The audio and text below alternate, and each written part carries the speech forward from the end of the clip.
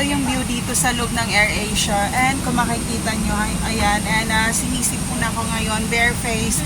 I did not wear makeup. So, see you later, Davao. So, ayan. So, iaakyat ko muna yung gamit ko dito sa taas. Ayan, iaakyat.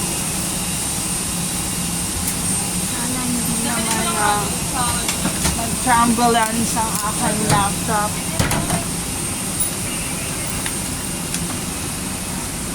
I need some of the water.